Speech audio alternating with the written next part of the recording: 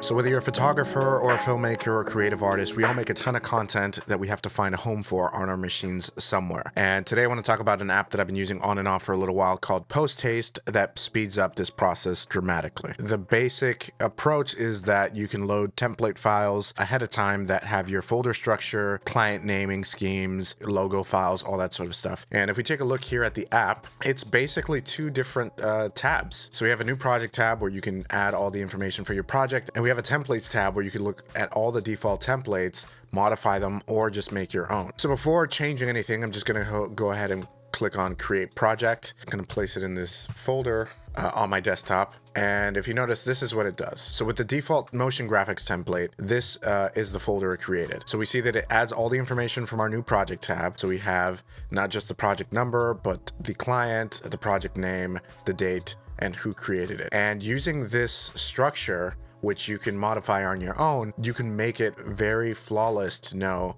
who created what and when and for who. So if we go into this folder, we can see that it created all these different folders, and where it gets interesting is that you notice it also created template files. So if I click on the Illustrator folder, for example, it created an Illustrator file that was added from our template. There's also a Photoshop file. If I go back to the Photoshop folder, there's that in there. You can add files that you use very often, whether it's sound effects or intro files for YouTube videos. Now, I'm not a big fan of creating a bunch of duplicate files on your hard drive, but for the sake of archiving, or if you got to move from one machine to the next, or if you're editing off like an external drive or something, you might just need to have those files living on there. So for example, a lot of my music and sound effects are on my RAID, but a lot of times when I edit, I have to have it on my SSD. And this just makes it a very easy way to create these templates that just live wherever you put them. These parameters, as the app calls it, are completely user customizable, as well as are most things in the app, which is why I like it so much. It's very simple, it's free, and it's available on Mac and PC. And if we go into preferences, we can see that in the parameters tab, we can add as many as we want. So since I'm starting to do YouTube videos a little bit more frequently, this is one of those things that's going to help keep me very consistent. So this is the folder structure for the last video that I uploaded, and I'm going to see if I can try to replicate this in Post Haste. So on the left, I can click add, and I can call this YouTube videos.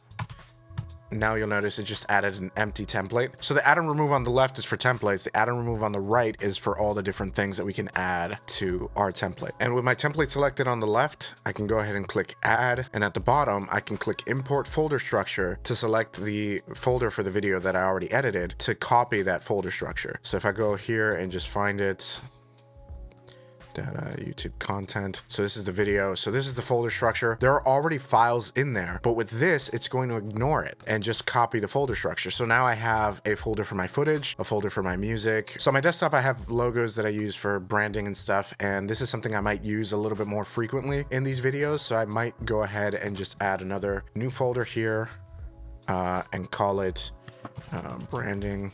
And I put it in the wrong place. It landed in the thumbnail, but I can simply drag it out and now it's good. And then all I have to do is grab it from the right and drag it in. And now we have that PNG linked there. Okay, and now with that set up, I'm going to go ahead and try this again. So now we have this over here. Maybe this is project. Actually, this is project 002. It's the second video. Client, we could just say this is YouTube.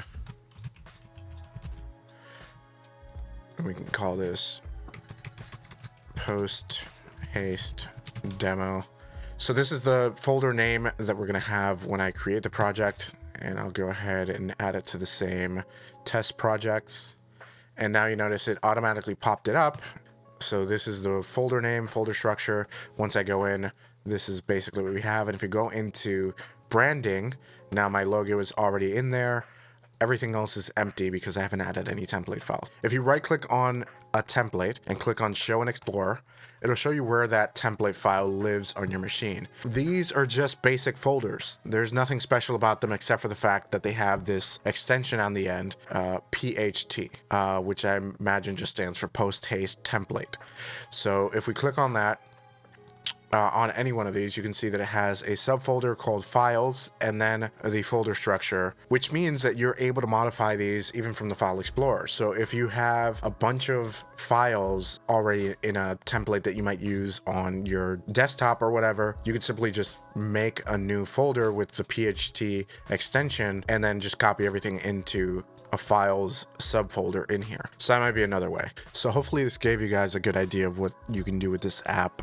Everybody I've recommended it to has loved it. So I'll be sharing some of my own templates over in the Patreon, and you can take a look at the link in the description below if you want to take a look at that. If there's any specific kind of templates that you'd like to see, I could probably make those available to you. If there's anything else you want to see on the channel, feel free to leave me a comment. Be sure to hit the like, subscribe, and all that stuff at the end. And I will see you guys on the next video.